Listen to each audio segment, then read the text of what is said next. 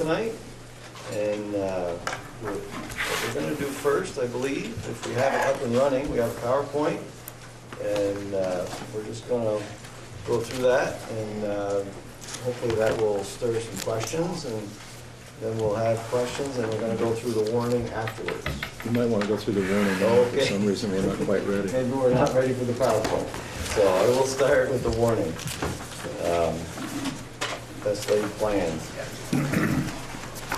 So I'll read through, I guess I'll read through the warning. If everybody's got a copy of it in front of them. But the warning for the annual meeting of Missisqoi Union High School.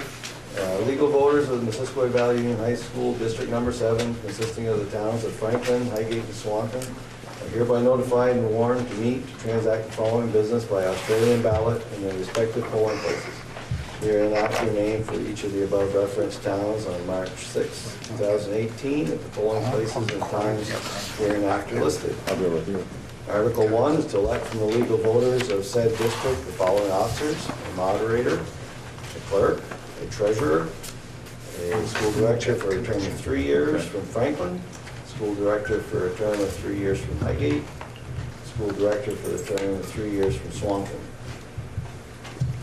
Article 2 is shall the voters authorize the Board of School Directors to make available school facilities and equipment for specified public purposes if those purposes appear to be in the best interest of the residents of the district, due consideration being given to efficient, economical, and appropriate use of facilities and equipment. Any progress on your end? No, keep reading. Okay. All right, Article 3, shall the voters of the Missisqoi Valley Union High School District Number 7 approve the school board to expend $14,685,738, which is the amount of the school board is determined to be necessary for the ensuing fiscal year. It is estimated that this proposed budget, if approved, will result in ed spending of $14,011 per equalized pupil. This projected spending per equalized pupil is 0.07% lower than spending for the current year. Dennis? Don? On Article 3, what was that amount again? We didn't have the same amount that you mentioned. Oh. 14 million. $14,685,738. Oh. That's not what I see. That's what I got. That's what I got. That's what I've got. I got 14,534. Correct. Second, That's so- what mine is. Oh, that's from No, last year. they're in the abstract. One is on the left of last year. Oh, okay. Okay. Sorry. That's the difference. On page 4 is last year's meeting minutes. All right. Is everybody okay with that now? We're fine. I think Yvonne was just looking for something there. All right. Article 4, shall the voters of Missisqoi Valley Union High School District Number 7 appropriate $10,000 for the support of the football program? Article 5, shall the voters of Missisqoi Valley Union High School District Number 7 appropriate $15,000 for the purpose of making upgrades to the school's track and field facilities? Article 6, shall the voters of Missisqoi Valley Union High School District Number 7 authorize the Board of Directors of the said Union High School District to borrow a sum not to exceed $25,000 to be repaid over a term of 4 years for the purchase of a second vehicle for the school's driver's ed program. And Article 7, shall the voters of Missisqoi Valley Union High School District Number 7 authorize the Board of Directors of the said Union High School District to borrow money to pay the current expenditures in anticipation of taxes and to sign notes for that purpose. And our informational meeting is this evening. Polling places: Franklin at the school from 7 to 7, Highgate at the school from 7 to 7, and Swanton at the complex from 7 to 7. So at this point, I guess we can go back to the top with Article 1. Are there any questions? I guess I can make mention that the school directors that are up for re-election from all 3 towns are all running again. We've got Vicki from Franklin, Vicki Gratton. We've got Greg Gervais from Swanton, and Mark Bissett is not with us this evening. for the Highgate seat. He was appointed to finish off someone's term, and he's agreed to run again. So the 3 people that are on the board are all running again. As far as I know, there hasn't been any opposition or any contested races. Article 2 refers to the facilities and making them available to the public. And that's one of those articles that's been on there forever. I don't know if anybody has any questions about that one. Article 3, the budget. That usually stirs a question or two. I don't know if anybody's got any questions. We're going to talk a little bit about it in the PowerPoint. Maybe. I guess the thing that we're pretty excited about is that our ed spending for equalized pupil is actually down, very small amount, but it's down 0.07%. So it's and the state was definitely pushing to keep that number down, and we were able to do that, even though our equalized pupil count was down a little bit, which normally would have raised that number. We were able to find places where we could cut enough money to keep that number down. So the $14,685,000 is up a little bit from last year, as we see. But by the time we figure in revenues and the equalized, the ed spending for equalized pupil, we ended up in a pretty good place. Are there any questions or concerns about the budget? Fair enough. I like that. Article 4, $10,000 for the support of the football program. And that's one of those articles that we've committed, because there is a program here now. We've committed to having that article on the ballot until it gets supported. Once it becomes supported, I guess we'll cross that bridge when we get to it. We're not sure what we're going to do when we do that. But the program right now is being operated by fundraising, and we promised the voters that we weren't going to spend any money on the program until we got voter approval. So, are there any concerns or comments on football? But exactly what the money be going towards? Well, to operate the varsity sport, there's, I would say there's transportation, there's uniforms, there's Officials fees. officials fees would be the other one. So, Coaches. and, I know the uniforms that they're using now, I believe were all donated. So they were lucky at startup to get a lot of stuff donated. But as far as the $10,000 a year, I believe those are the big things: transportation, officials, and upkeep. I know the helmets need to be re-inspected every year, so that's part of the cost. What about paying the coach? Paying the coach, It's gonna come out of that 10,000? that's yeah, it's not coming out of the budget. So. Any other questions? Yvonne? Yeah, Dennis, I know that I'm going to repeat the same thing that I've been repeating for the past 4 years about this football thing, because I've been against it from the beginning, and I still am. The frustrating part from where I stand as a taxpayer is that we've said no to this program 3 times the first year and no ever since. How come it gets thrown back at us year after year? There are other articles that were denied in the past and they don't come back. This one keeps coming back. Well, I guess it's because the program is here, Yvonne. I guess the program started, they got donations, they got started, and I don't like having the article there either. I would rather see football treated just like any other varsity sport and paid for out of the budget. However, we did promise the voters that we were going to keep bringing it back, and I don't, until such a time where the program goes away, and anything's possible, but right now the program is here, and you know, until until the voters say yes on that article, the article's going to be here. The program, as far as I know, is not going away, so. Who paid the coach the past 4 years? My understanding is it was out of the fundraiser money. I don't know any different than that. Yvonne? Do you have a budget that you can show us where the money's coming from and where it's going? It hasn't, really, we haven't gotten that as a board because it's not our money. It hasn't really been a huge concern to us because it's not our money. They're raising their money, they're spending their money.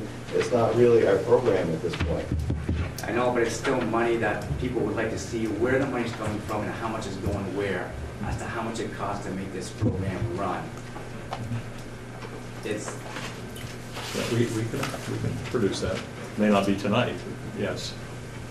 Right, right. I'm sure there is an accounting of their program, but I don't know. I'm not sure that we've ever even asked for that. We talked about the football program a little, but we haven't really asked for that, that kind of information. Jay?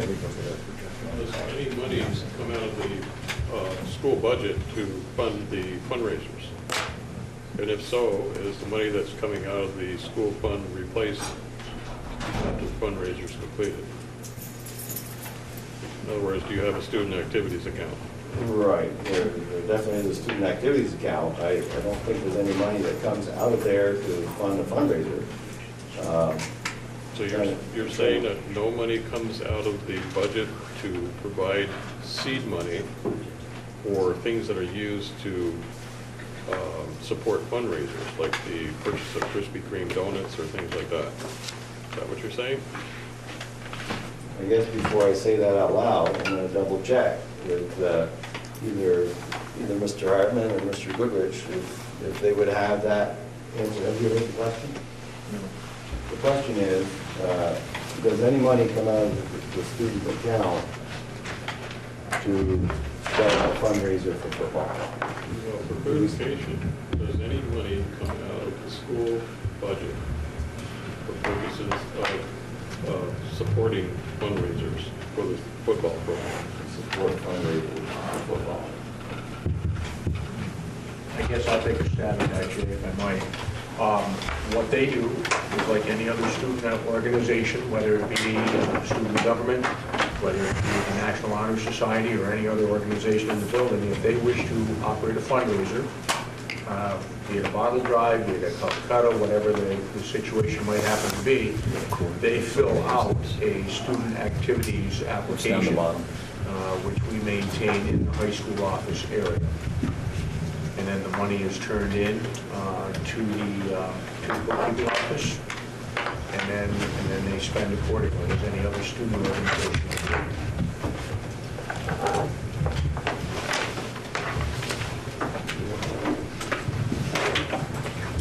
I'm not sure that I got the answer I'm looking for, because the fact is that I'm familiar with the possibility that there is money that's being used that are in support of activities that students are taking. For example, do they or do they not have a fundraiser in which they sell Krispy Kreme donuts and things like that? And so my question is that the record shows, or the accounting shows, that a significant amount of money has been used to pay for Krispy Kreme donuts. I'm asking, has that money been replaced to the general fund or to the school fund upon the completion of the fundraiser? In other words, once the children buy the donuts and conduct their fundraiser, they keep the profits and they send back to the general fund the amount of money that was loaned to them to buy the donuts in the first place. I mean, it seems crazy we're talking about donuts, but I'm using it as an example. So if I understand you correctly, then what you're asking is, do they spend any, is there any budgeted money that they receive? That answer is no, to the best of my knowledge. And any money that they would raise through a fundraiser is money that is then at their disposal. So I'm assuming that means that any money that's been used from the school funds to buy Krispy Kreme donuts has been replaced after the fundraiser has been completed. That is part of a fundraiser, yes.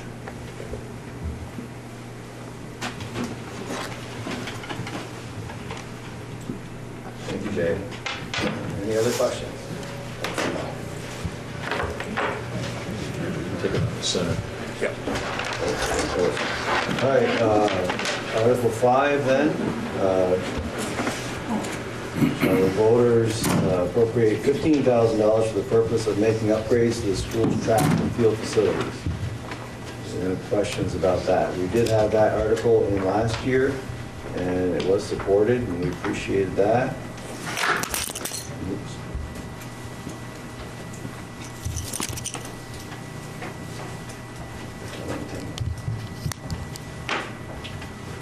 Sorry about that.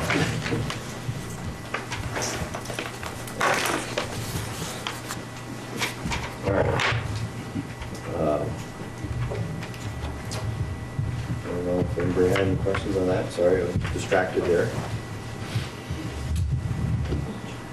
Jay? Just one quick question. Why didn't you include that amount in the bond proposal?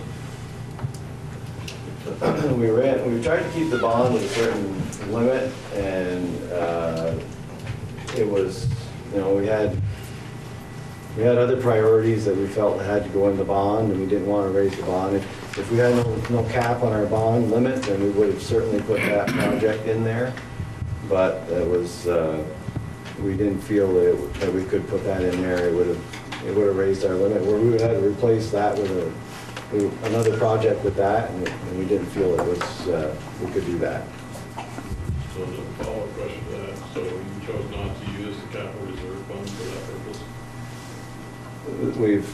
Our plan is to use some of that capital reserve fund money this coming year, on top of the 15,000, if the 15,000 is approved. Do you know how much of that capital reserve fund money you're planning on using? I don't have that number there off the top of my head. I know it's 200,000. about 200,000 that we're going to use. I don't know how much is going to be used on the track.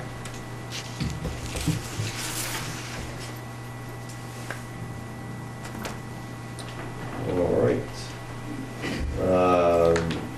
Article 6, approve the directors to borrow a sum of not to exceed $25,000 to be repaid over a term of 4 years for the purchase of a second vehicle for driver's ed. And we had a second vehicle, we had 2 driver's ed vehicles here for quite a few years. We decided, because of budgetary reasons and other reasons, that we were going to go back down to 1. It used to be 1 car, 1 teacher for many years as well. And so it's been, I don't know how many years. Anybody know how many years it's been with just 1 again? 4 years? 4 years with just 1. And we're finding that we could use another one. So we decided that we're going to add another teacher, another car. Any questions or concerns about that? Super. All right. And then the Article 7 is another one of those that's kind of a standard thing. Authorizing the Board of Directors to borrow money to pay current expenditures in anticipation of taxes and sign notes for that purpose. So with that said, I think we have our PowerPoint ready to go. Yeah. We just had to do a slight increase to the budget of about $500 for that projector there. Say, I'm not going to take the blame for that. I'm not sure what happened there. Yeah. So, all right. Welcome to the NVU School Budget Informational Meeting for 2018-19. School highlights. We did want to highlight our science fair that we had just a few weeks ago.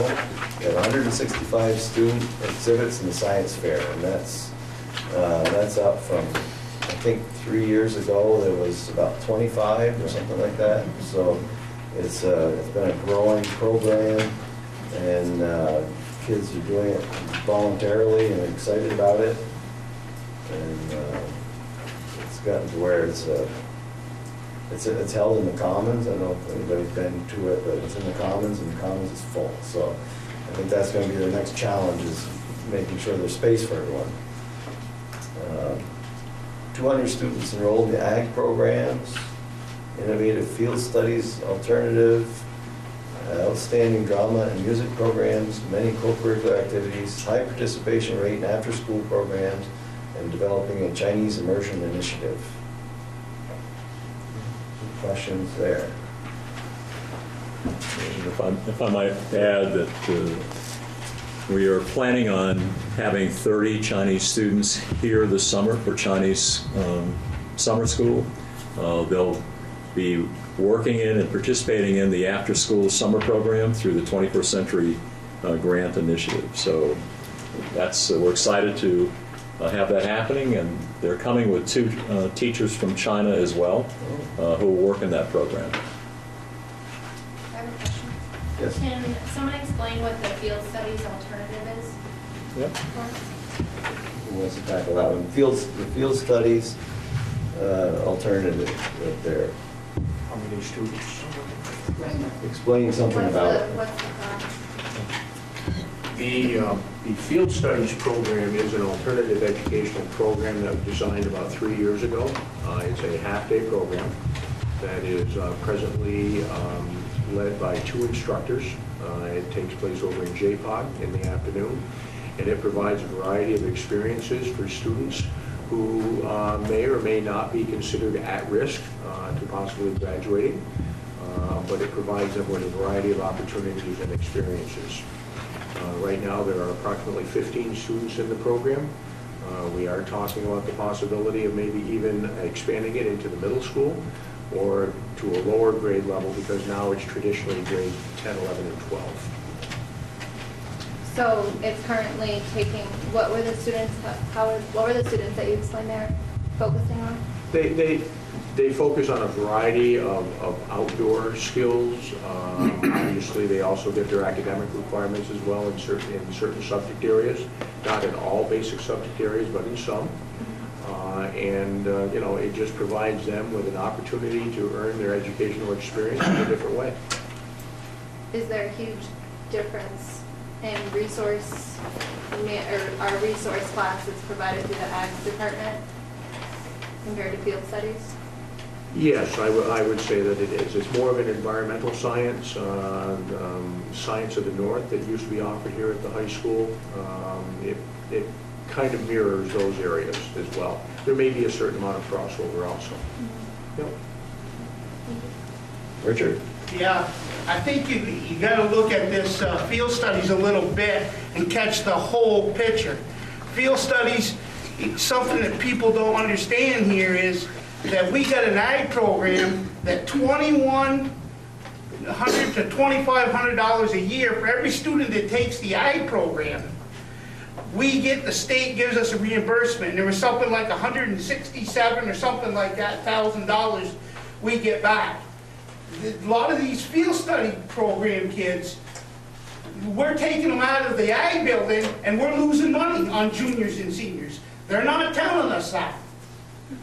Okay? Make sure that we get everything understand here. There's 160,000, there's going to be 172,000 right this year, Jim? 174, I believe. 174,000 that's going into our general fund that nobody's telling us about. The board didn't even know nothing about it.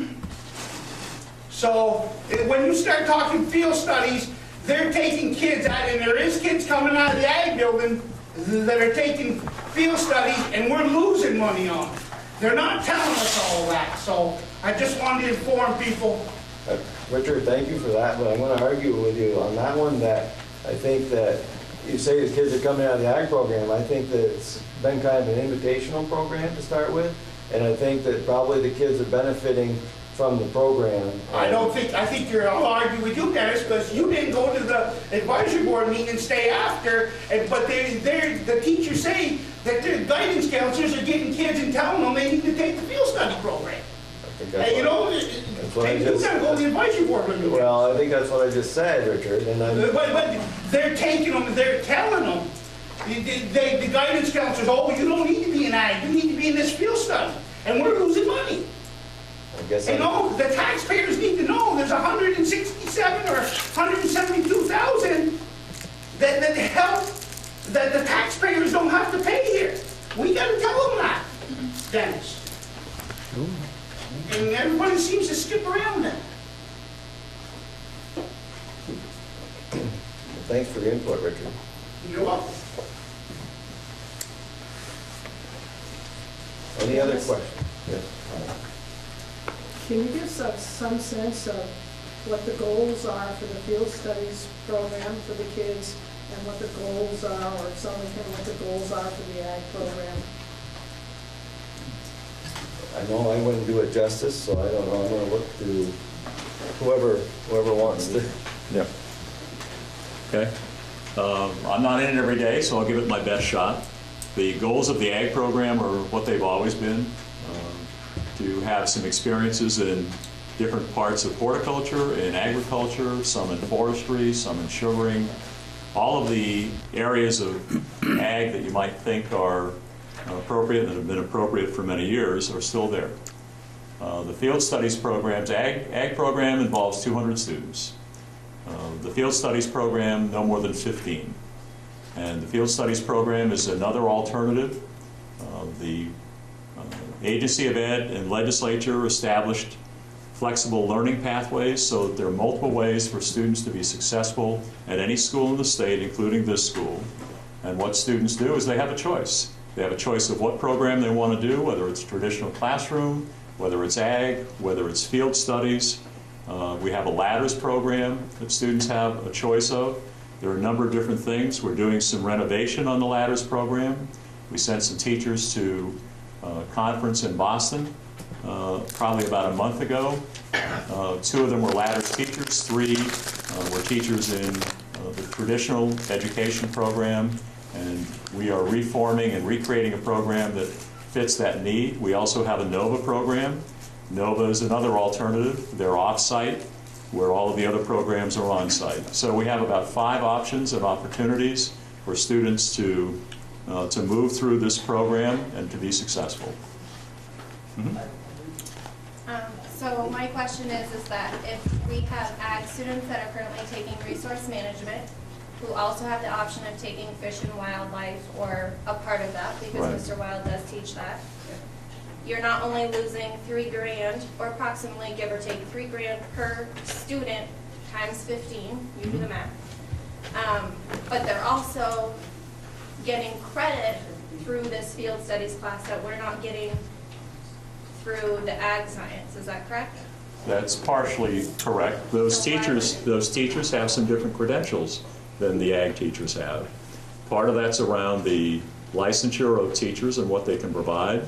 The only traditional embedded credit we have in the ag program is through Mark Wilds, and that is a science licensure that he holds. So we can do an embedded credit that way. And we found out through our evolving relationship and partner development with Cold Hollow Career Center and Northwest Tech Center that the tech centers have a different way of doing credit. It's called integrated credit. And we haven't quite figured that out, how that's going to work here.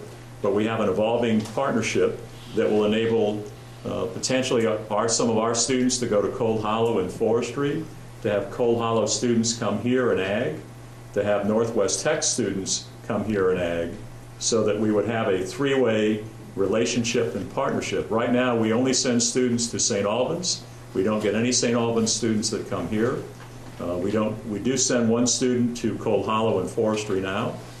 So we'll have a more formal relationship, and that's been moving fairly quickly just since January 15th. So we don't have that fermented and finalized yet.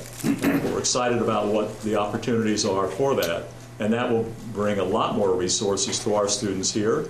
Currently, any student in the state can take 2 college dual enrollment courses.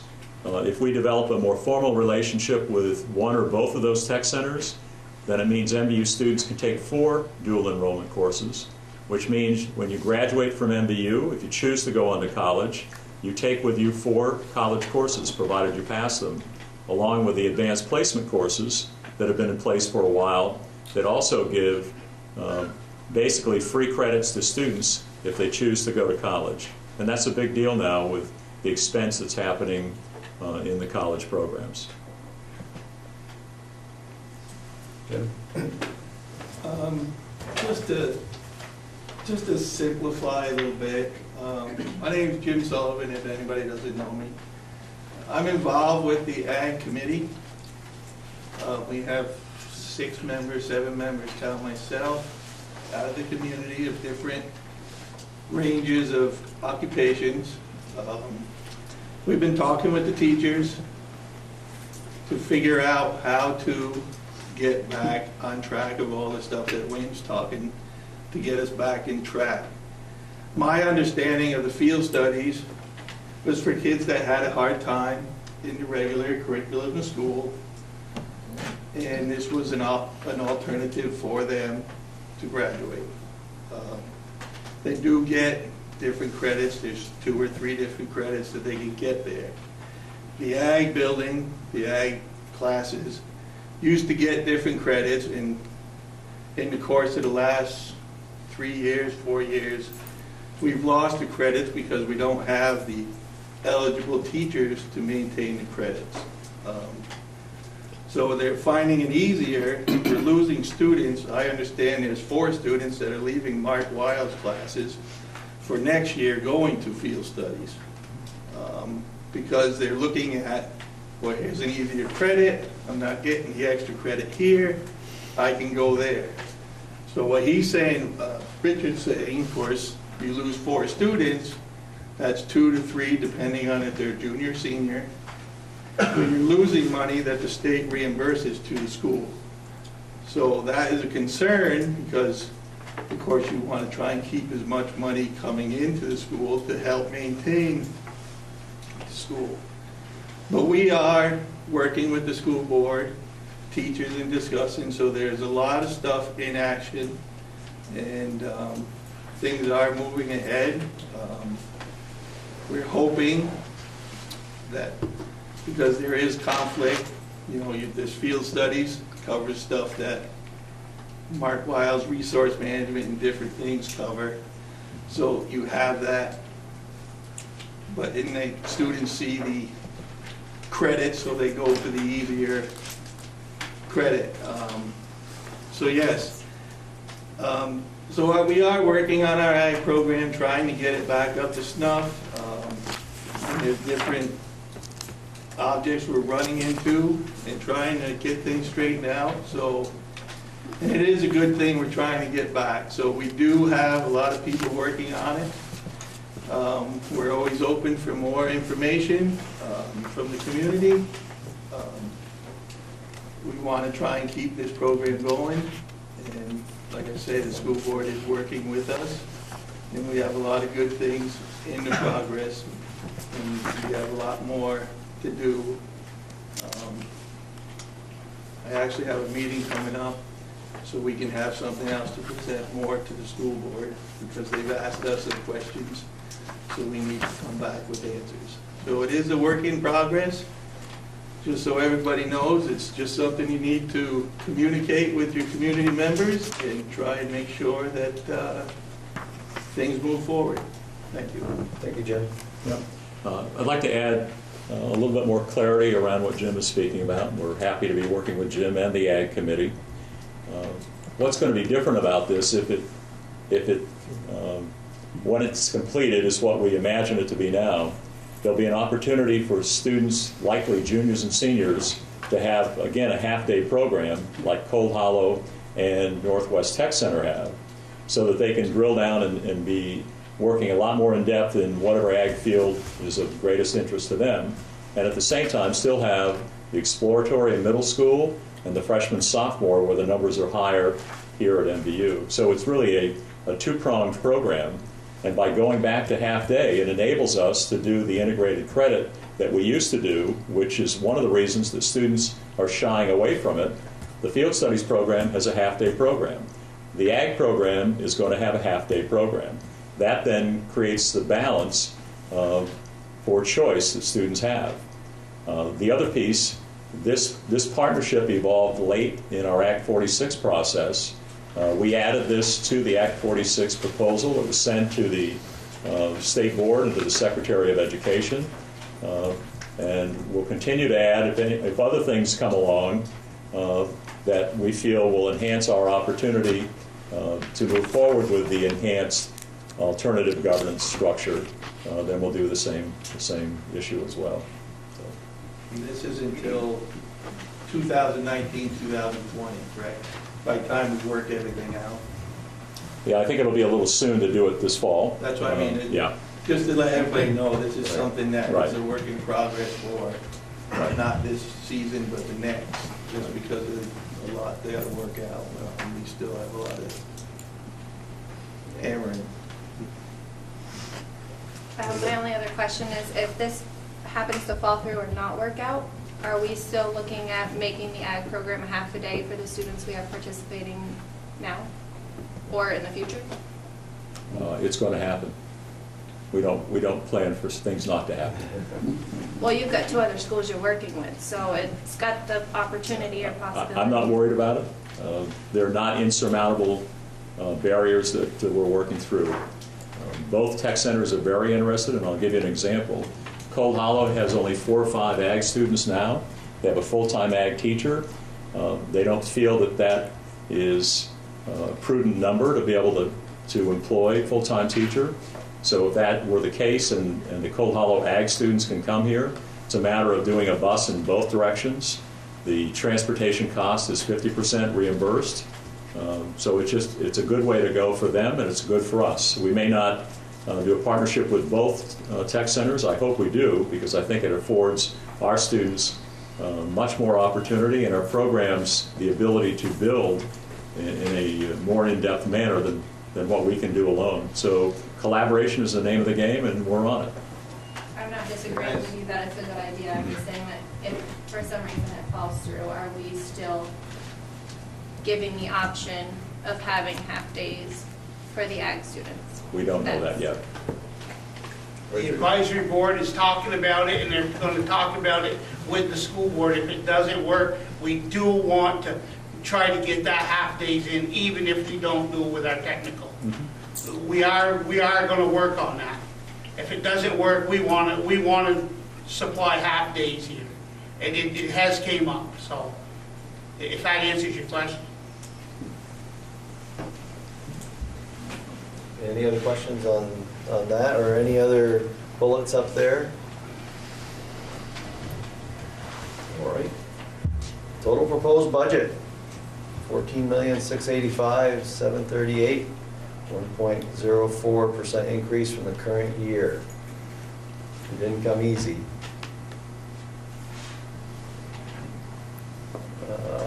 Impact of legislative decision on the MVU budget. Legislators required by law to replace the $35 million that they used last year to reduce our taxes and in an attempt to balance the budget. So that's definitely affecting our tax rate. I don't know if you want to chime in on that one. That's yeah. And it's not just MVU, it's every school district in the state. Right. And what happened is the governor threatened to veto the education budget last June when they had a extra session. And in order to come to a compromise, which is always the challenge for legislature, they used some one-time funds that they have to replenish. There's a contingency of 5% in the state ed fund that always has to be maintained. In a sense, for rainy day funds, it's down at 3.5%. And so by law, the legislature has to put money back in the pot. Again, the total education cost for the state is $1.6 billion, and that contingency is in there to protect some unforeseen expenses. And that had some major impact on the yield, which is one of the 5 components in the ed funding formula that caused all school tax rates to increase. And the board did a good job dealing with that, and also dealing with the issue that after we negotiated the support staff contract last year and the teachers contract last year and saved money through the healthcare program, the state took back $8.4 million, of which 65% of it was extracted from this year from all schools and 35% out of next year's budget from all schools. And that also hurt our budget development process.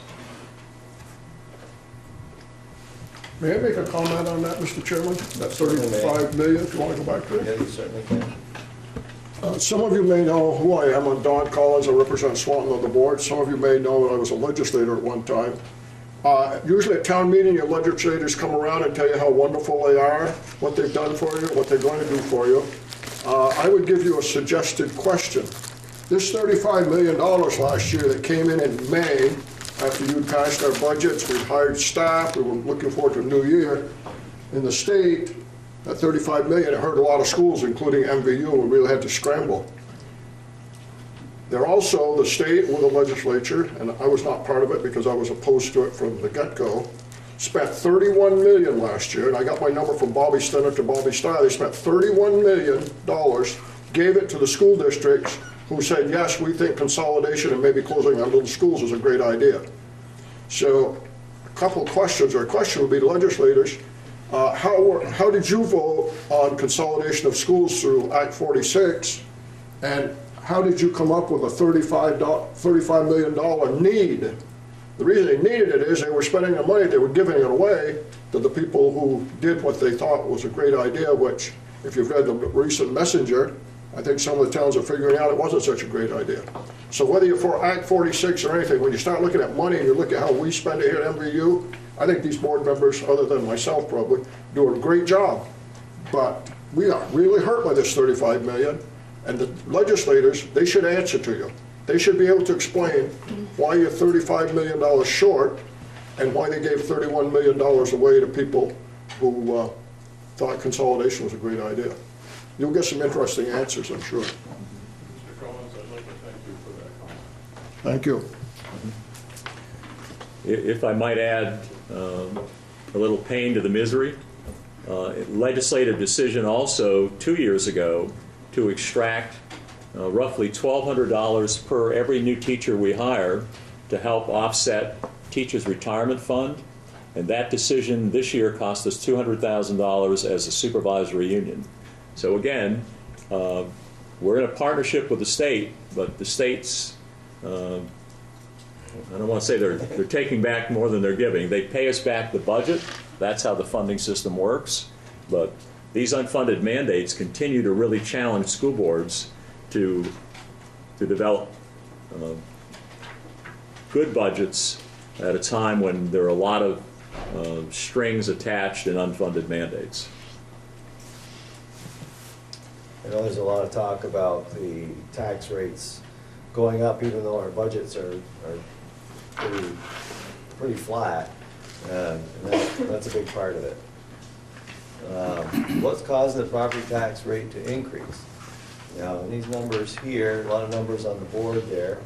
I think you'll see that Franklin is really the one that has the biggest increase at 5.8 cents. Highgate at 1.4, and Swanton is actually down 0.2 cents. And I guess the big number there, the reason it's changing is that high school student percent change. That's the biggest factor probably in those lines. And for Franklin, for example, the reason their rate is up is largely due to the fact that they've got more of their students at MVU than they have at Franklin Elementary right now. So that's why their number went up, well, 3.8 cents worth, is because of that factor. So are there any other questions with those numbers on the board? I can read them all. It's a very good layout. That's probably the best layout I've seen as far as what, I have those numbers all represented, as far as the MVU budget increase, our revenues that either increase or decrease, and then equalize pupil and all that. It really lays it out pretty well. Compliments to Becky and to Laura. Yeah, good work. It's, if you look at it long enough, it becomes understandable. All right, staff salaries. Professional staff salaries, current contract negotiated through June 30th, 2019. And that was, one of our priorities was to increase our base salary. One of the big problems we have, in view especially, is we get a lot of young teachers. The day they start working here, they're looking elsewhere for more money. So we've been basically a training ground, and we're trying to rectify that problem by getting a little more money into our base salaries and trying to retain them. And support staff, basically we've done the same thing. We've increased our hourly wages, and we're trying to attract and retain good workers. New budget initiatives. Addition of a phys ed teacher to increase our program offerings. So and there's a new test for phys ed now. Mm-hmm. I don't know if anybody's heard about that. I don't know if Jay wants to comment on that. We haven't had it yet. This May is going to be the first shot at that, but because there is a standardized testing now for phys ed, that we need to have more teachers to offer the program. And any comments or questions on that one? I can tell you what the test entails. It's a flexibility test called sit and reach. It's push-ups. It'll be either a pacer run or a mile run. And I'm trying to think what the fourth one is, but it's called Fitnessgram. And what's different about this than any of the assessments like NECAP or SBAC, academic side that have been in the past, they've always given schools the first year as a practice year that didn't count. In the fitness wellness test, that's not the case. Those scores will count this spring. So, Count towards what? count towards our statewide accountability numbers. So what they do is they aggregate academic performance with the physical fitness performance, and schools have a number. The addition of driver's ed teacher and car to meet student needs. I touched on that earlier. I felt it was time to ramp the program back up to 2, and if the voters support it, that's what's going to happen. Part-time ag activities coordinator to maintain buildings and care for animals during summer break, school vacations, and weekends. We talked with the Ag Advisory Committee about this a little bit, the administration, and there's a lot of programs over there that don't stop at 5 o'clock or 3 o'clock on Friday afternoon. So felt it was time to put somebody in charge of the weekends and vacations and summer breaks. So, yeah. How is that currently being taken care of? Pretty hit or miss. Right there.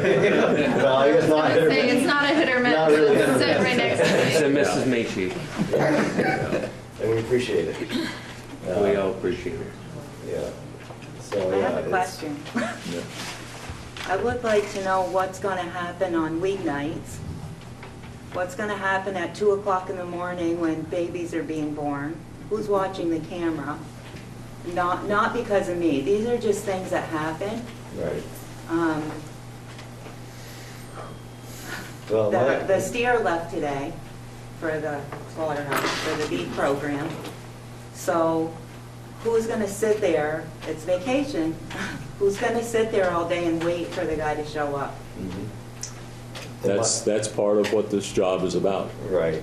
My understanding is that this one position, not necessarily we're not gonna expect that one person to be there 24/7, but they're gonna be coordinating the efforts. So the details aren't all worked out, but there's gonna be somebody in charge of coordinating that whole program. And I don't know that we've hired that position. It's being advertised right now. Being advertised now. What's expected of the coordinator, just out of curiosity? I mean, I I can show you. That's not, Right, we do have a job description. Mhm. Keep talking. Yeah, we do have. Jim? Basically, we have somebody in place. Most of what the coordinator is being hired for is being taken care of right now by Ms. Macy. I don't know if it's something she's interested in to continue. What I'm doing, yeah. Well, basically, this coordinator job, it's basically pretty much animals. There's talking, you know, with sugar in season, to be here to boil or to gather sap or whatever, but that's just a five-time deal. Most of it's the animal and it's being dealt with. I don't know if Mrs. Macy has been approached or if she's filled out an application for the job. And if she's interested, because and I understand her concern. I mean, you gotta hire somebody that knows about animals, that needs to know, hey, this animal's sick, I need to call a vet, or hey, I can take care of this with a Pepto-Bismol. So to really find that person is gonna be difficult. And we have somebody in place, and I don't know if that person has been talked to. The boiling, my understanding, the boiling is not a big deal because I get right from the word of the mouth, they don't care about the grade and they'll boil when they have the time. And it's not a big deal to go boil at 2 in the morning, let's leave it until the day. But it is a big deal. But it is a big deal. A lot of sugar makers have been talking about this school and the sugar making. It is a big deal. I went to a sugar house the other day and they said we're making baked bean syrup, dark syrup. It is a big deal. And I think we need to, for that part, we need to hire some person to come in, just like we pay a coach, and pay them to during sugar season. And then they're all done. They clean up, they help, they work along with Mr. Wild, an older guy, but it is a big deal because the public, we got ROs over there, it's a big deal because the public's talking about it. And they're talking big time. And the thing is, like I say, the sugaring thing is basically a teaching tool. It's to teach the students interested in the syrup end of it, the sap, to learn how to gather, how to tap, how to boil. And this is coming basically from the teacher. Yes, it'd be wonderful if we can make fancy all day long and do it when it's there to make. The problem is, again, you got vacation, you got off times. I mean, it's not a business, so you don't expect somebody to be here at 2 in the morning to boil that sap, because we're using this as a teaching method. Yes, it's great if you can do that, but we're not here in the business to do maple syrup. See, that was one of the ags he's concerned about this new sugar house. You know, the actual need of it. Because just from the horse's mouth, they're not that concerned about what the grade of the syrup. They just want to teach the students on the making of maple syrup. And that's basically what we're here to do, is to teach. So to hire somebody just to come in and expect them to boil at 2 in the morning, I think is foolish. To pay somebody else when you're paying somebody that's supposed to be doing it and doesn't care if it's done or not at 2 in the morning. I don't mean not done. Let me rephrase that. That it gets done, but it's just done to teach the students on how to do it. We're not concerned about the grade. So to hire somebody to come in and do that seems like a waste of money, because we have somebody that's doing it. And I can appreciate Richard's concern. If we're going to teach them how to do it, we should be doing it right. Yes. Teach them how to do it right. And I think we're doing it right. Right. We're just not getting fancy. Right. Because we can't. We're doing a lot more than that. We only need 2 gallons out there. Well, I don't even think we're tapped yet. All right. Oh, we haven't. All right, hang on, guys. Guess we got a problem. okay, so it's supposed to be a teaching tool, so whether we're doing it correctly or not and boiling at 2 o'clock in the morning, if there's no students there, you're not teaching the students the darn thing. But we go boil at 2 o'clock in the morning. But my point is that if they can't have students there in the sugar house with this coordinator to boil the sap to make syrup, it's not going to accomplish anything. My question to the school board and to whomever's hiring for the coordinator, who's a part of the hiring team for this coordinator? Because it's going to be difficult to find someone who can boil syrup and then know that, oh shoot, we're having baby whatever, and I need to do that as well. We're expecting your application anytime. Yeah. Yeah. You're gonna have to split it up. So again, I'm going back on, it's basically the care of the animals. Where it says maintenance of buildings, everything else, I mean, that falls on that we got people in school here that are supposed to maintain the buildings. So I don't think it's a, I'm going to stop. Yeah, so there, that is kind of a list of duties, if somebody was looking, Nancy. For what he's saying, then why do we need a new sugar house? If we're only going to teach the kids, we can teach them how to do things right in a little sugar house. I sugared in a little sugar house for years. So you can teach the same thing. Right, I do know that our sugar house is falling apart, and we had to do some work on it just to make it safe enough for kids to be in Dennis, this year. hey, have you been over and checked it out? I haven't. Maybe you and I better go take a walk over and look at it. It's not too bad. And look, it's got a nice cement floor in it, and they worked on it all vacation. It looks pretty good. And you know what? For a Vermont sugar, that's a Vermont sugar house. That's what it is.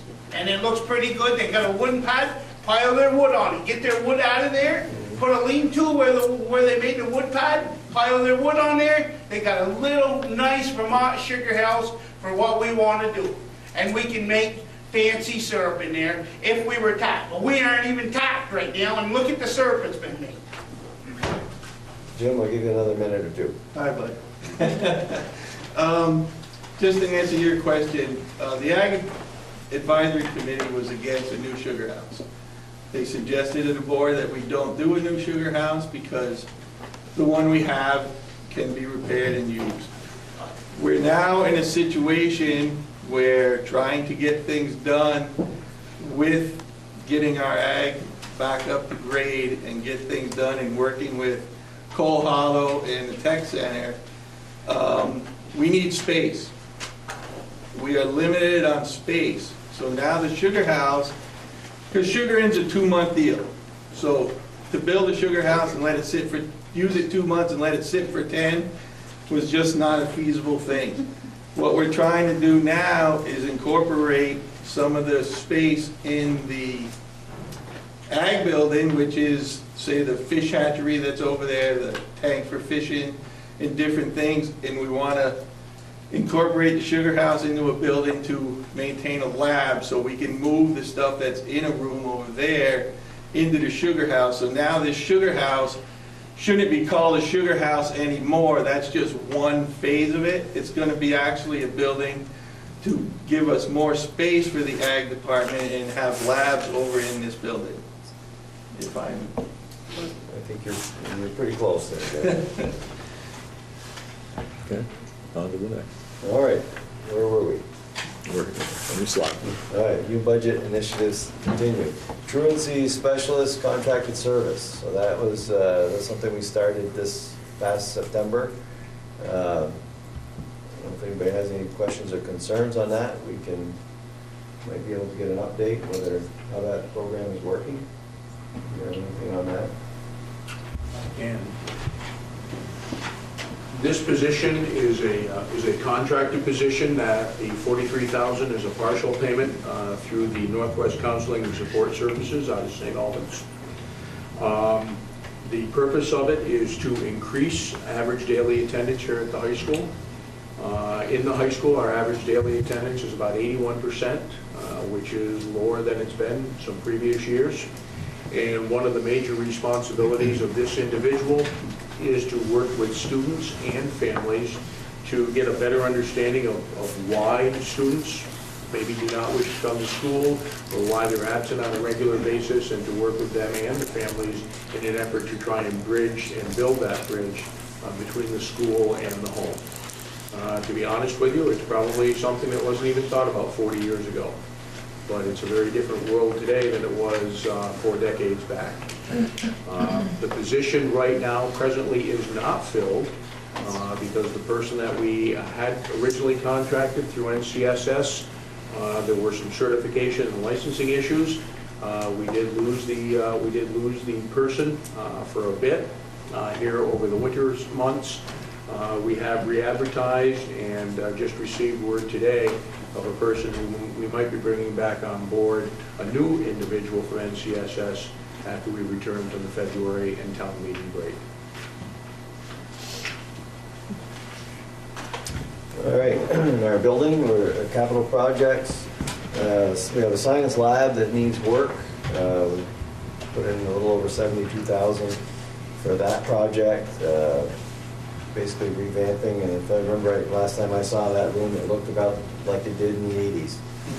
So, transportation services, that contract was renewed this year, and there was an increase, of course, like everything else, goes up.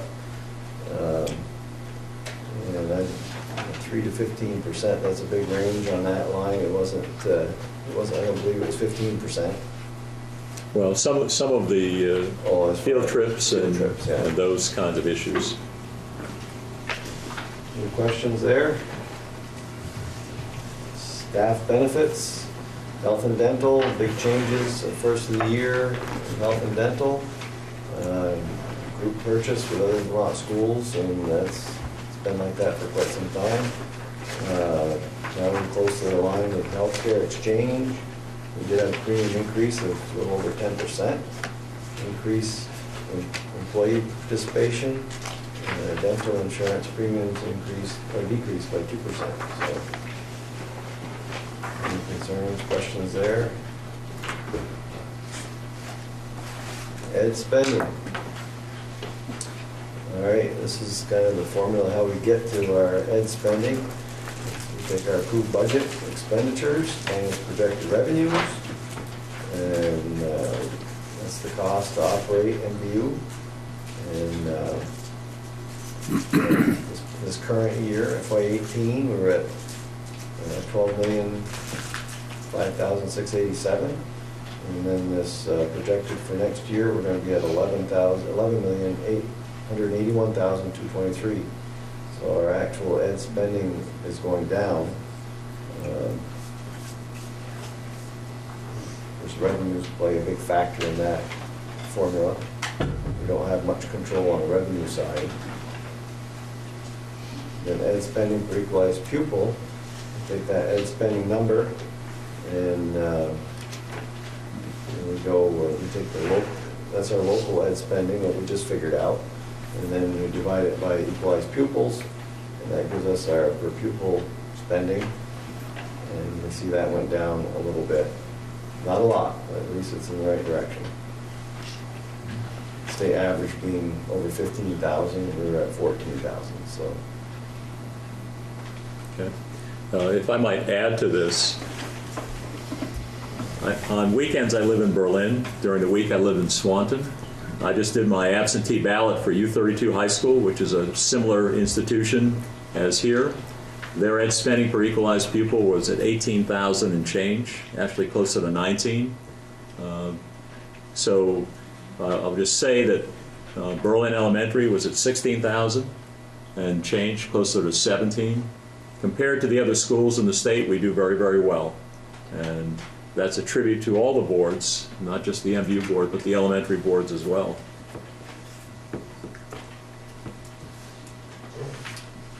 All right, let me get to the tax rate. I guess this is kind of the same thing we saw before. Franklin's going to be up a little bit, Highgate up just a little bit, and Swanton actually down just a little bit. I don't know if anybody's got questions there. Question it when you get the tax bills. And bond vote. We haven't mentioned bond vote yet, but it's been over 20 years since our last bond here at MVU. The last time we went to bond, that's when they built J-Pod and they did some work in the school. And that was all paid off 2 years ago. And we had a study done, and we knew there was a lot of work to do anyways, but we had a study to prioritize the repairs. And this is what we've come up with.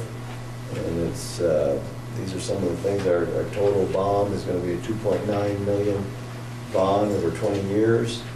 And these are the projects that we're expecting to tackle with that bond. We're going to, well, I don't know if we're going to start with, but the major part of it is going to be an expansion on the wood chip boiler building to house our boilers and electrical. Right now, our boilers and electrical are all 20 some odd feet below ground level, and they're running dangerously close to a whole lot of water.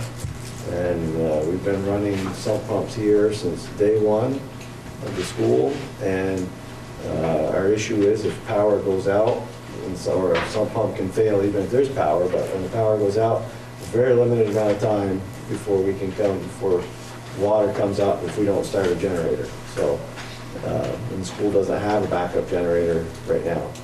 So that's been a concern. Right now, the company that we got our boilers from, they've seen that situation. They don't like it. The insurance company doesn't like it. Our boilers and our main electrical panel, of course, that's a 480, three-phase 480 volt box, and water has been up about this high on it before. So I'm not sure who went in and turned on the sump pump that day. But so that's, all that stuff is 50 years old. Time to replace a lot of the boilers aren't 50 years old, but the electrical is all old. So it's time to replace that stuff, and we're not going to replace it down in that hole. We're going to build a new building outside, ground level, and put all our utilities in that building. So we're going to start with the expansion, and then work. Once the building is done, we're going to work to replace all these components, and you'll see some of that stuff further down the list. Connect gas and oil line piping. So that's going to be, we're going to have to move all our lines, our fuel lines, and our wiring out there once we get that done. Replace exterior doors and repair bricks and mortar. There are a number of places that are starting to show its age. Construct above ground electrical room for new switch gear. It's all part of that expansion and moving stuff. New maintenance of electric panels. Replace a chiller and remove the wood chip plant. Move to the wood chip plant. The chiller, we talked about it the other day, and I believe it's original. So it's outlived its useful life, and it's partially down now. So we're not going to repair it. We're going to try to nurse it along until we can get set up to replace it with a new one. Bleachers. The bleachers in our gym have been an issue for a good many years. I really like them, but the insurance companies don't. So they're again original with the building. We've talked about replacing them a number of times. I always figured that was going to be the first project after I got done on the board. But it looks like I'm still here, and we're going to do it. So $300,000 to replace the bleachers with, from what I understand, I haven't seen pictures, but from what I understand, it's going to look very similar to what's there. Another big factor is the gap where your toes are. They don't like that gap there. That's one of those places you could slip, or a small child could fall through there. So there's issues with them, and there's no repairing them, no modifying them. It just has to be replaced. And then install a generator and transfer switch. So we're looking at $100,000 to just set that up. And because we're a Red Cross emergency center, we don't have generator, so if we're out of power. We're out of luck. Yeah, we're out of luck. Not much of an emergency center without power. So, Is that a new generator, Dan?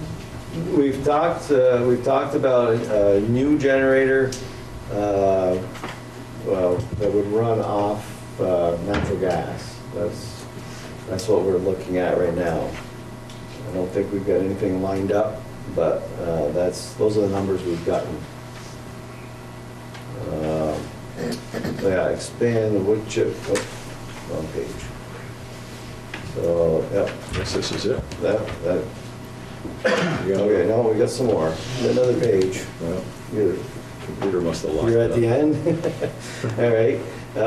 So then we do have a connecting building from the main building to J-Pod. We're talking about doing that. We've got an estimate of about $250,000 to do that. That is a huge security issue, especially with all that's going on in the world right now. If anybody's familiar with it, J-Pod is a good 100 feet away from the main building. And of course, that door has to stay unlocked between both buildings so that students and teachers can access the buildings, and that's wide open. People can walk in there from anywhere.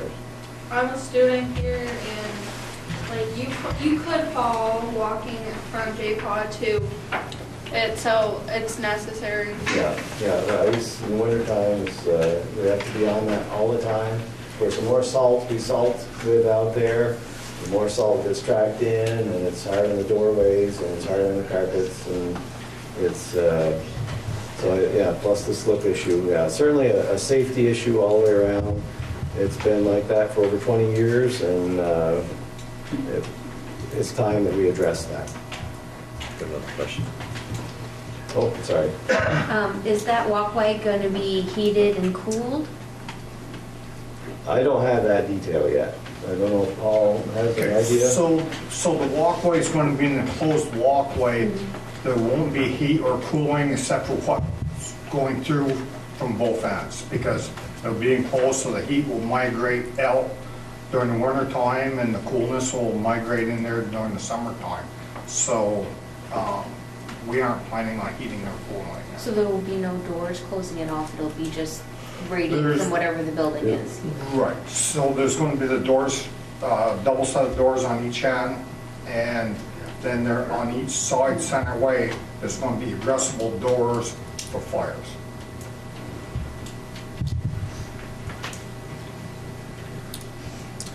All right. So then we've got, okay, you do have it up there, yeah. $200,000 been estimated for design concept, bid and blueprints, and $82,000 for change orders and cost overruns, and $26,000, we figure we can hire a clerk of the works for about that. So that makes our annual payments at $140,000 a year for the next 20 years. 145. 145. Yeah. And our last 20-year bond was at $125,000 a year, and so that's what we tried. That was our goal, was to try to keep it somewhere near where we were, and that's what we could do. So, are there any questions on the bond? That's going to be on the ballot town meeting day, and as far as all the timeline, I'm not sure exactly if it gets approved. We're hoping to do, if it gets approved on town meeting day, we're hoping to do like the bleachers and some of the gym repair stuff this summer, and then the construction of the building. We have to construct the building before we can start moving boilers and electrical. Not sure if we can get that started this year or not. Depends on contractors. If I might add something, and then I'm going to ask Paul to talk a little bit about water line and sewer line and those kind of things. There were 36 union schools built sometime between 1965 and 1970. MVU was a 1970s vintage. Most of them have done major renovations since that time. U32, which is where my children went, did a $12 million bond vote about 10 years ago. Brattleboro Union High School did a $55 million renovation about that same time. In fact, that ended state aid for education for construction aid for schools because Brattleboro used the last of the pot, and there hasn't been any since then. So just to let you know that 2.9 million is considerably less than what other schools of the similar size and similar vintage have put into their facilities. So just to give you some comparisons here. Thank you. Any other questions, Don? Dennis, and maybe Wynn, you can point this out better than I can, but that $145,000 annual payment goes into the ed fund, and every taxpayer in the state of Vermont that pays ed tax is going to pay for the renovations to our school. And we appreciate that very much. Yeah. Exactly right. Yeah. All right. Franklin Northwest Supervisory Union, there's been a little more talk than normal about the SU, and we decided to add a little bit of the SU information into our presentation tonight. I guess I can read some of that. Definition: an administrative, planning, and educational service unit consisting of 2 or more school districts. So we certainly have fall into that category. We have about 5. An SU board consists of representatives appointed from each member school board, and there are 3 on the SU board from MVU. And that changes every year. We reorganize the board, and there's an opportunity for change there. This year I think there's going to be some change. I've been on it for a few years. Don has been on it this past year, and Eric Borgard from Franklin has been on it. So we'll see come reorganization time who's on there again this year. The SU board adopts a budget and allocates it among the member school districts.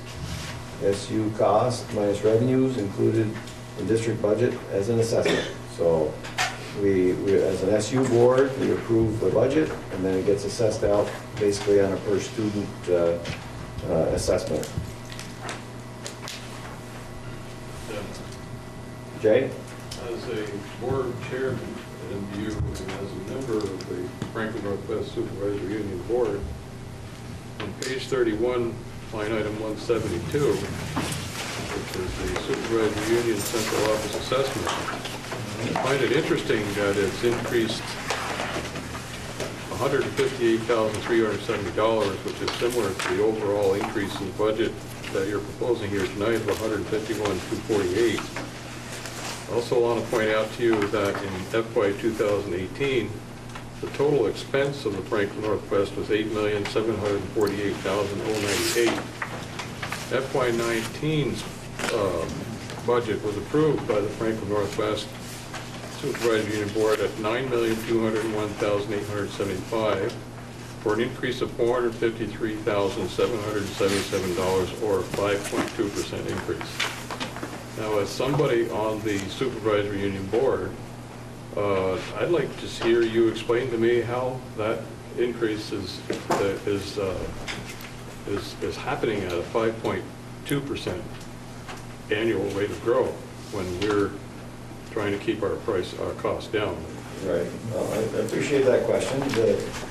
Basically, the answer is that there's every year there's been something, and you know this as well as anybody, that there's been things moved into the supervisory union, moved away from school, so it's certainly not dollar for dollar, but for every item, for every dollar that goes into the SU, it should be coming out of the other schools, out of the local schools.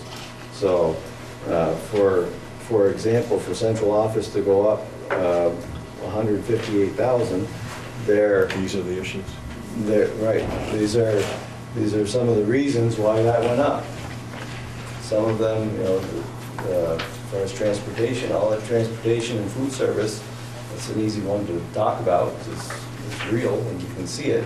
Those were in school budgets, local school budgets. Now they're in the SU budget, and it gets assessed out to the schools. Well, that being the case, as you well know, one of the costs that contributed to the increase in the supervisory union budget was the transfer of special education services. Certainly. At a little over $5 million. But now if you factor that out, and you look at the actual SU increases, The increase from 2013 to 2018, with the absence of those transfer special ed costs, shows an increase in spending at the supervisory union level of $1,207,325 for a 5-year growth rate of 64%. Or in that period from 2013 to 2018, the actual rate of increase was actually 12.8% during that period of time in which the state was forcing reallocations of funds and services. But just goes to show you, when you factor out those mandates from the state of Vermont, that the increase rate at the supervisory union is a quite substantially higher rate than what our schools are increasing.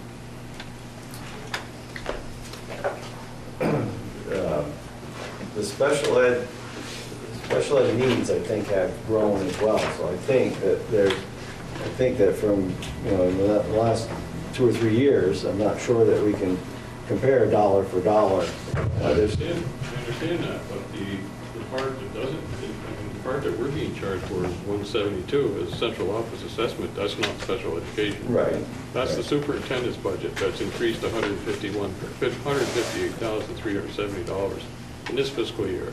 Right.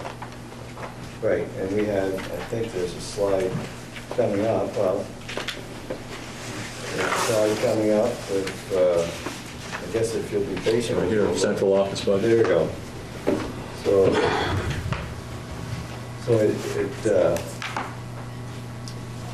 yeah, the budget, I thought there was the next page, maybe, budget factors, cost drivers.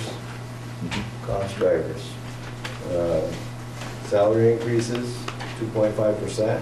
Can we go to that slide? Oh, there we go. Right here. Okay, sorry.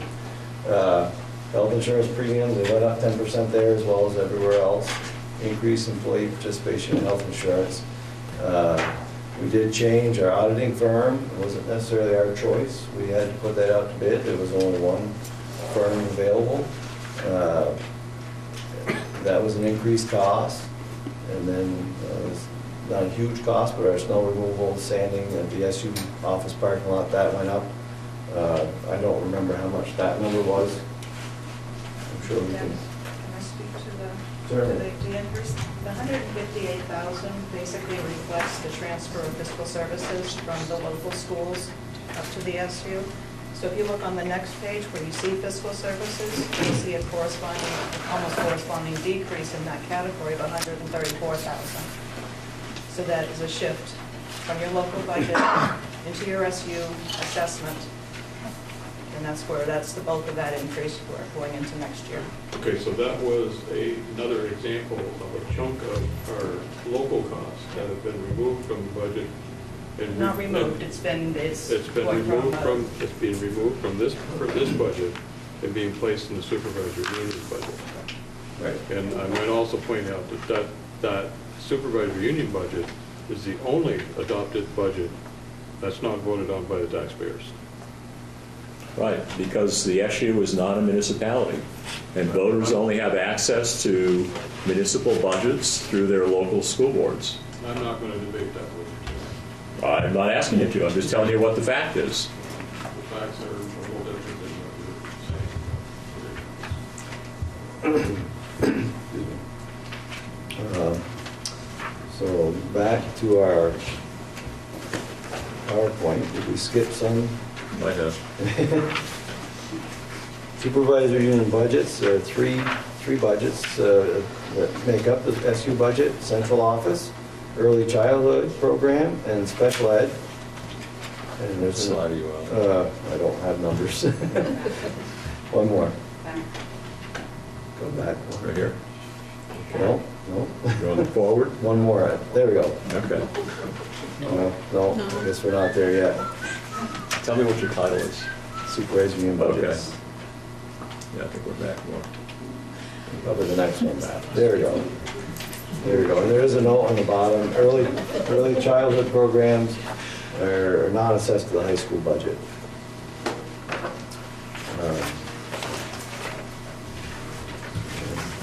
All right. So recent mandated functions shifted to the SU. Next slide. Oh, no, that's, We must be in a different order now. Well, maybe. Now, unless you went the other way, I've got recent mandated Here. functions. Yeah. There we go. Okay, so we're not exactly the same. Recent mandated functions shifted to the SU. Affordable Care Act, transportation, food services, special ed, SU-wide staff negotiations, Act 46. Then administrative requirements, new health plans, health reimbursement arrangement plans, HRAs, new state reporting requirements, new federal grant requirements. And these all resulted from legislative action at the state level. And they're not necessarily, not all bad, but they're not necessarily SU initiatives. Keeps walking up. Well, but whether it's bad or not, it's favorable because we shift the special education costs to central office down Stevens every month. It actually cost us more. Right, no, I don't argue that.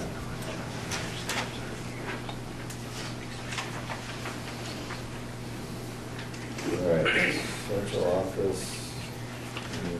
All right, well, it was probably just before that, central office budget, then cost drivers. There we go. We can go with that one. Okay. Well, okay. Huh. Something happened.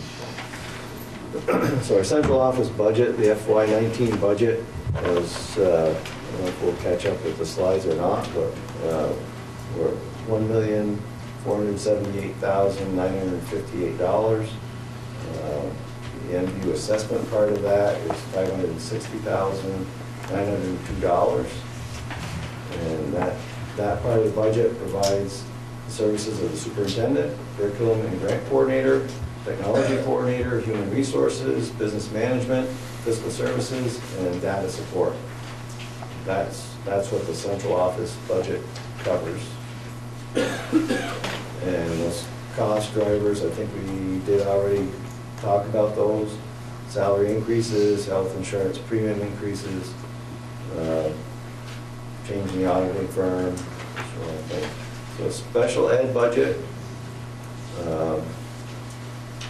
there's an administrative budget component, and then there's the school-based special ed budget. So the administration part of it, for FY19 budget, $530,219.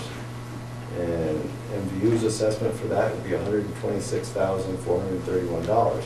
And that budget provides the service of special ed administration and clerical support, adapted curriculum, and occupational therapy services.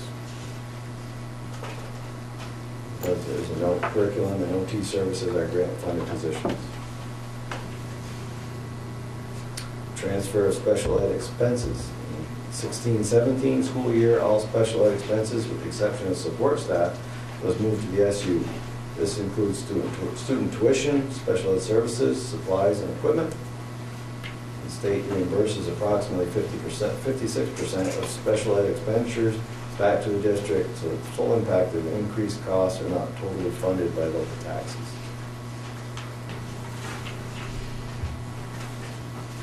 School-based special ed budgets for FY19, their budget total $5,709,197, and the MVU special ed MVU assessment for that is $841,136. And that budget provides funding for SU-wide teachers, school psychologists, speech therapists. Also includes student tuition, transportation, to and from alternative placements, as well as supplies and equipment needs. Local budget lines show zero because it's all been shifted to the SU budget. And here we are. I thank you guys for coming to the meeting tonight. Yep. Certainly. Page 15 of the report says this year, with the help of our school improvement grant, we were able to add an instructional coach whose focus has been strategies that lead to higher quality instruction.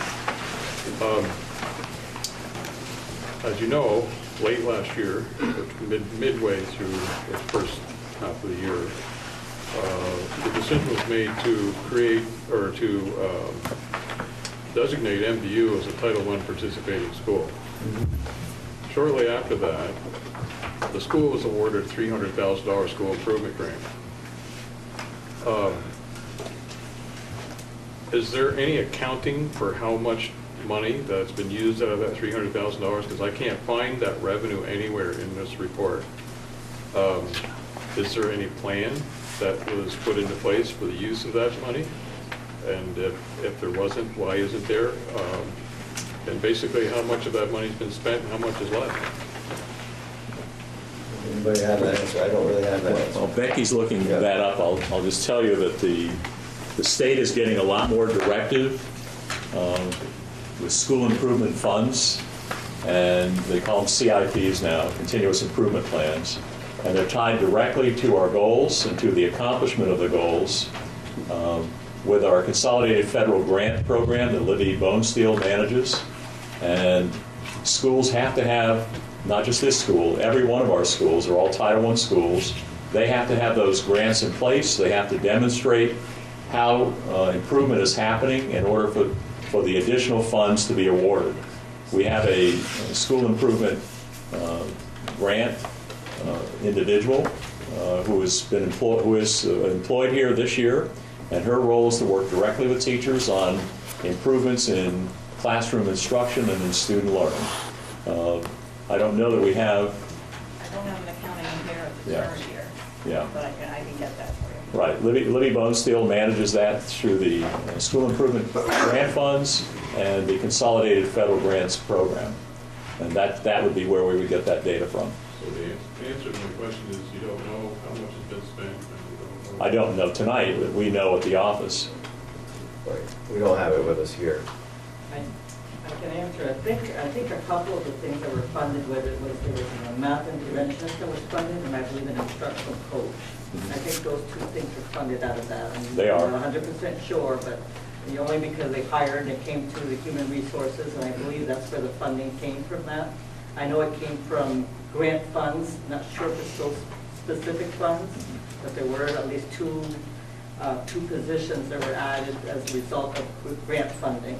Well, the reason why I ask these questions is because if we're given $300,000 to conduct school improvement activities here, I'm a little disappointed that it hasn't been spent completely. I can't say that it has or it hasn't. We know that it's been spent on the person in that position. You didn't spend $300,000 on two positions, I hope. No. And so it would be imprudent for me to respond now to say we have or we haven't, because Libby is not here, and she's the one that manages that account. So we'll get that information for you. One final question. Has the independent audit report been completed? Do you have a final draft yet?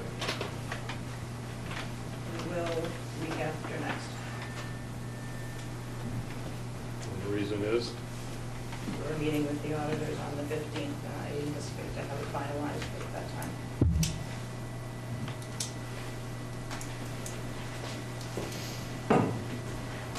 I want to be last. Okay. Ron, go ahead. Just a couple of things I'd like to mention, Dennis, to the school board and whatnot.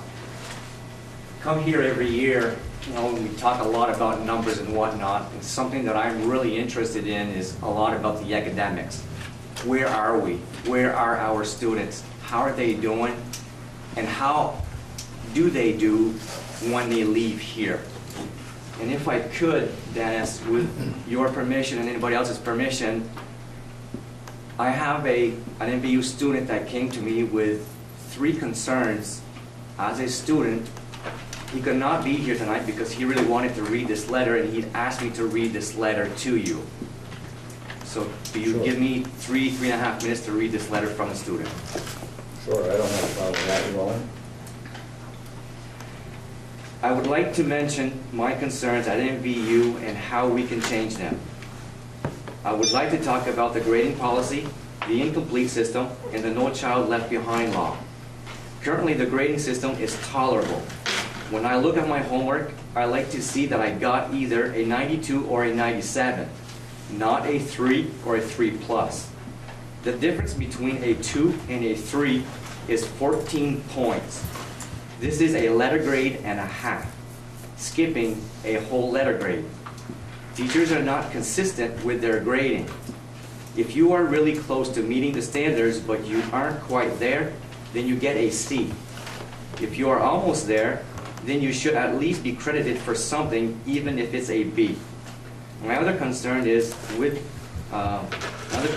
how will the staff determine valedictorian if you have 5 people that have a 4 GPA, then who gets the green and the gold scholarship? With a 80, 90, and 100 grading policy, it is much easier to determine grade point averages. And trust me when I say that there are many students at this school would back me up 100%. The incomplete policy, I personally don't have much experience with the policy. However, I know it needs to be fixed. As of today, the policy is that all ELOs or essential learning outcomes have to be done 2 weeks after the quarter ends. This is way too much time. A student can take an ELO at the beginning of the quarter and use a whole quarter to redo it. I personally believe that you should have no more than 1 retake on an ELO and the grade is final 2 weeks after the original test day. I've talked to my college students that went to MVU, and many of them are not prepared for college. There is no such thing as a redo in college. If you fail, you fail, and you'll have to retake the whole class. The school gives students way too much leeway on the academic field. And now my favorite topic, no child left behind. I'm in just about every advanced class I can take as a sophomore.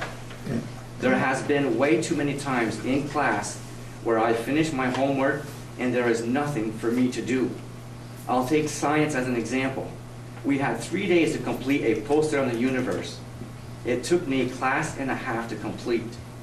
I have already done the extra credit that was available to me for the quarter. So being the nice guy that I am, I helped out my table partner. On the 3rd day, I played on my computer while other students were continuing their posters. After the 3rd class, and what I thought was the final class, our teacher asked us how many were done. All of us raised our hands except for 2. So for the following class, we had another working period where I continued to do absolutely nothing. We had 4 days to do something that should have taken no more than 2 days. But because of the students that don't focus in class, we wasted 2 class periods that could have been spent starting a new unit and causing to not finish the syllabus.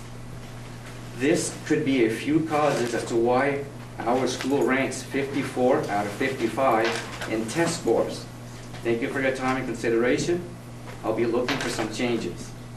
I'm 8th in my sophomore class with a 4.2 GPA. Avery Feely.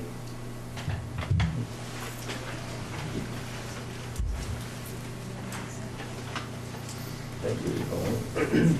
I don't know if anybody wants to respond to that or not. I'll just to clarify, no child left behind is gone. It's Every Student Succeed Act, but it's still the same federal legislation. And it doesn't have much to do with the critique that Yvonne addressed. What you're talking about is more how we're managing day-to-day instruction and the differentiation of class time for students that are faster, students that are slower. So, criticism accepted. I guess one of the things that I'd like to see looking forward is to help administration focus either on different paths, different views. What do you have for a system that goes and reaches out to the college students, the ones that seek further education?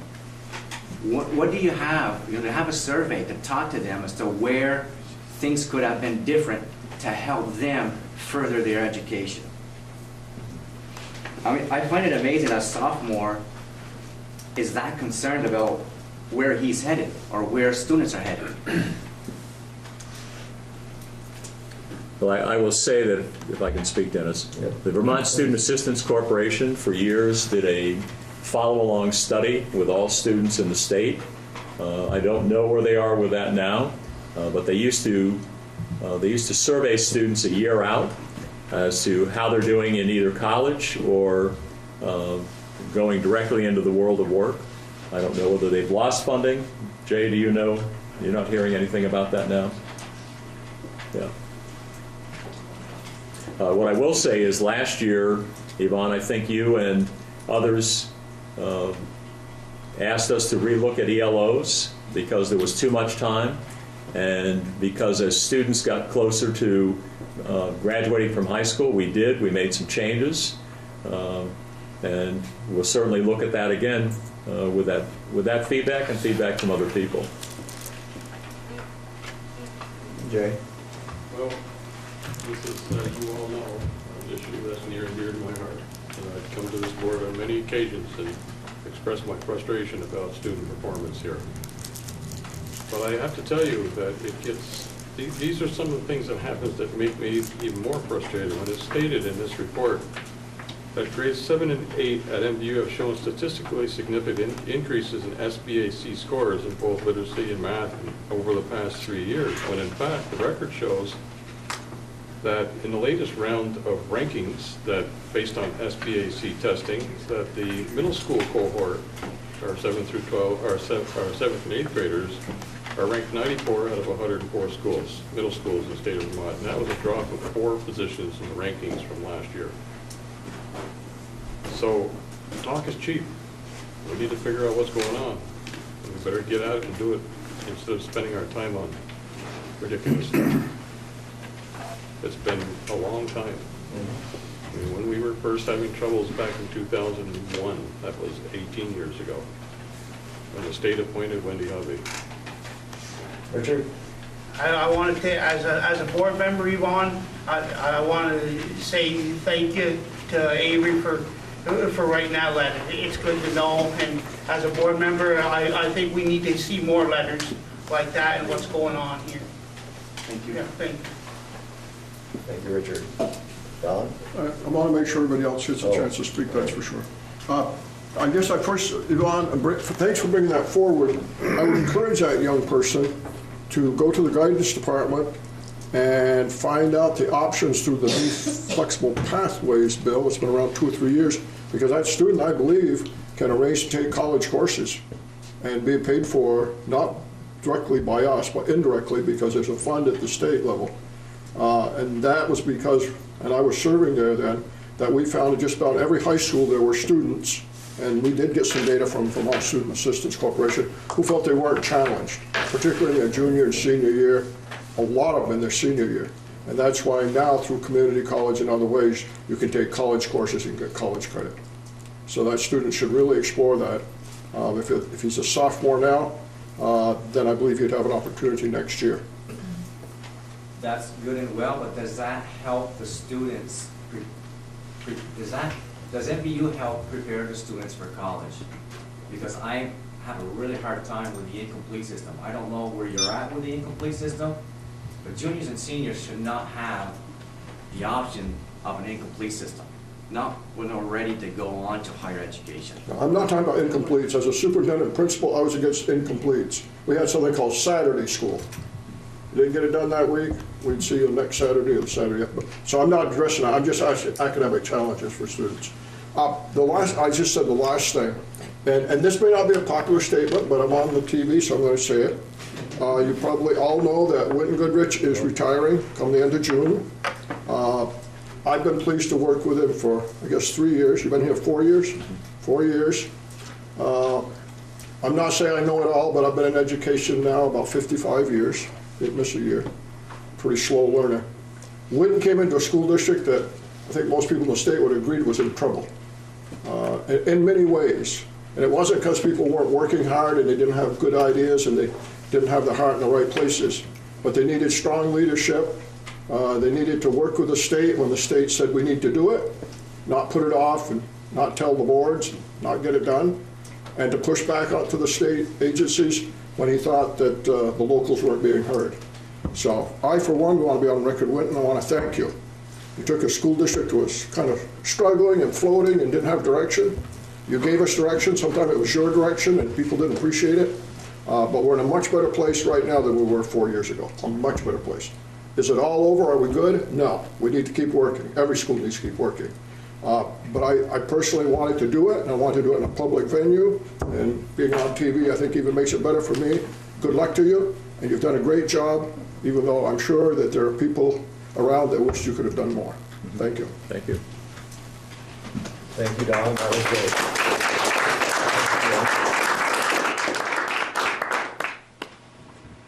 Well, I guess that's the end of our program, so unless there are more questions, Richard, you have a comment? Yes, I think on another time, we got to get together and plan this a little bit better. Before I came here, I stopped at Highgate, and there's 40, 50 people up there. There were 2 meetings going on at the same time, and it's not very good. And it's just like I said up there. I stopped there before. I said, hey, somebody's got to get together. Our superintendent and our business manager in Highgate had their pictures taken down to the solar lab. If they at least could have got together and made a decision on meetings. Yeah. Because, you know, there's a lot of things in both places that were being talked about tonight that there's not a lot of Highgate people here. And what I see is a lot of board members or teachers from Highgate, you know, but there's not people here because that's going on. We've got to organize it a little bit better, Dennis. Yeah, I know we scheduled this one quite a while ago. Yeah, and Highgate told me up there they scheduled it a long time. Okay. So, you know, somebody's got to get with the program here. Right, right. Yvonne? On that note, I will say that something that I've heard is that MVU has a daily announcement. And from what I was told, never once was this meeting mentioned on the daily announcement. Is that so? Because that's what I was being told. If we can put sports on there for 10, 14 days in a row, announcing sports, you should be announcing this meeting. I believe there's student announcements. And it's not even at the sign at the end of the road. That's another thing I noticed on my way in tonight. Sign at the end of the road is only sports, if you've ever noticed it. I noticed it on the Highgate electronic sign. I guess that's, I didn't notice if Swanton had it or not, but. Yeah. Thank you. Yeah. Yeah, I don't know about the daily announcement thing. But those are generally from students from how I read I believe it. it's on the website. Right. Yeah. All right. There's no other comments. We'll adjourn our meeting. Thank you very much. So friendly.